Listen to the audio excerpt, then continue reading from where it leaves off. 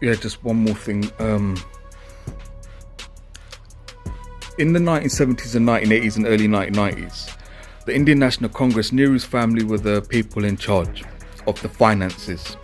So when the Hindu Punjabi or Sikh intellectual who opposes separatism in Punjab, life is in danger, who do you think they're going to go to for protection?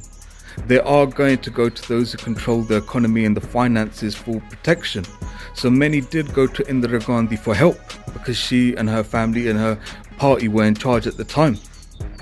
But if I could have reached them and said to those Hindu Punjabis or Sikh Punjabis who went to Indira Gandhi for protection because their daughters were being treated like second-class citizens and their freedom of expression and freedom of conscience and freedom of religion, their Indian constitutional rights were being violated by the Sikh religious fundamental extremists, the Khalistani separatists, I would say to them, stop right there. Go to Chaudhary Charan Singh of Bharatiya Lokdal, Rashtriya Lokdal, Chaudhary Charan Singh, Jai Prakash Narayan and Jai Prakash Narayan. In regards to Lal Krishna Advani, he used to be good, but I'm not really keen on him. But back then I would even told him to go to Lal Krishna Advani of the Jana Sangh for protection. What I'm saying is, don't go to Indira Gandhi for help, even though she's in charge of the finances, because we've got a bond panga with Nehru and Sardar Vallabhbhai Patel. Go to the Indian opposition to protect and defend your rights to practice your faith in the land where Hinduism originated, and without fear of being persecuted or treated like a second-class citizen. But do not support the politics of Indira Gandhi, and I'll explain my reasons. And everything I've said in the previous two blogs could turn someone around to say, you know what, I'm going to Chaudhary Charan Singh, Bharatiya Lokdal in 1975 and 1980s. I'm voting for Chaudhary Charan Singh to keep Indira Gandhi and her party out of Punjab, Madhya Pradesh and Uttar Pradesh. That's the most sensible thing to do. So I'm not surprised or blame people for going to Indira Gandhi for help when they were being treated like second-class citizens for being Hindu in the land where Hinduism originated. That's not the problem. I'm just saying now's the time to cut your ties off them, because what she was doing, what her father did to Mahatma Gandhi, and what Sardar Vallabhbhai Patel did to Mahatma Gandhi is so much worse. You don't want to support them all, the bullshit and the bagwas they come up with, and the spin doctoring and all the propaganda they come up with. So it's just about deflecting and getting to the opposition for safety. Now, where's this poisoning coming from? It's coming from Nanaka Sahib in Pakistan, the shit stirrers. That's where it's coming from. Now, I don't hate. If I was in Punjab in the 1970s, 1980s and my life was in danger where I could secretly become cremated or end up in a shallow grave, or my family or sisters get raped by the Maratha infantry so they could steal our wheat, I'm not going to bat an eyelid if a brother or sister flees to go to Pakistan for safety, because the refugee asylum, it works as you get to the safest nearest country. So the thing is, the problem is not going to Pakistan. That's not the problem. It's who are you going to seek help from in Pakistan? Who are you going to?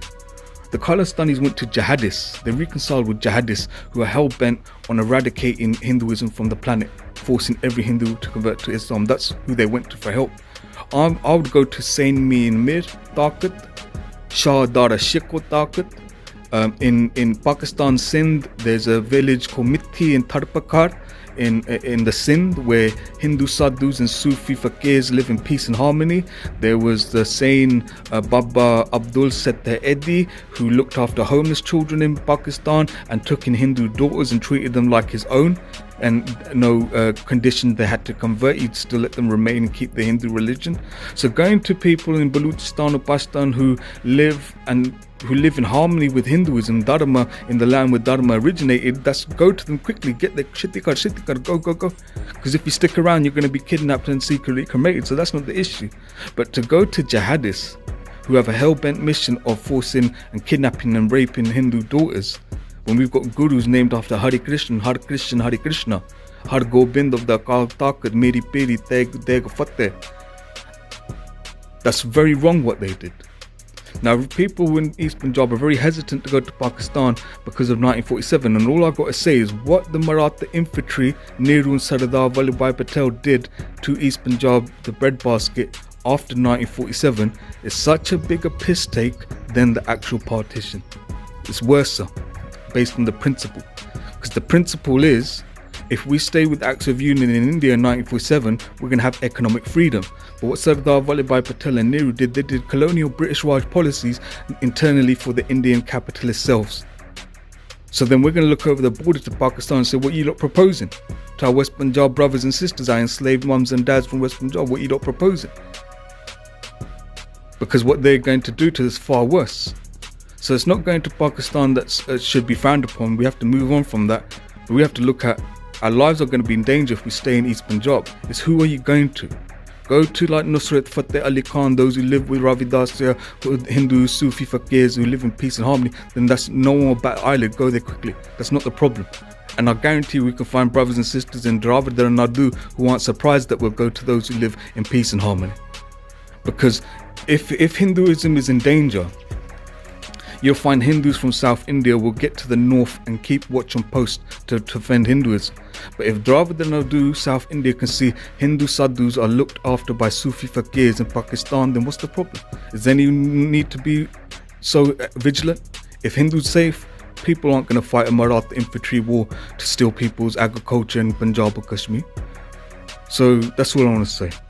You know, what happened after 1947, especially 1984, especially after the assassination of Indira Gandhi, it was a terrible time. As a brother, especially someone who suffers from schizophrenia, when I see pictures of young Singhs with patkas with ties around their neck being set on fire, it haunts me. I said to my mum, what do we do? And she goes, sadly, when we're at war, innocent people will get killed. But sadly, if we are at war, if we can prevent the loss of human life, we have to opt for preventing loss of human life.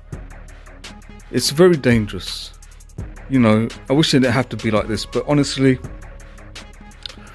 I don't support separatism. Khalistani dissident means someone who was caught up in the whole thing, yeah, Khalistan. But then the reality, looked at the economic pie chart, looked at the reality of 1 billion people depending on the taxation that comes from Punjab, and not disputing the money that goes towards the public services, but speaking out against our our local state authority being looted so people can build mansions and houses and fly around the world at the expense of kidnapping our sons and secretly cremating them or raping our mothers or daughters.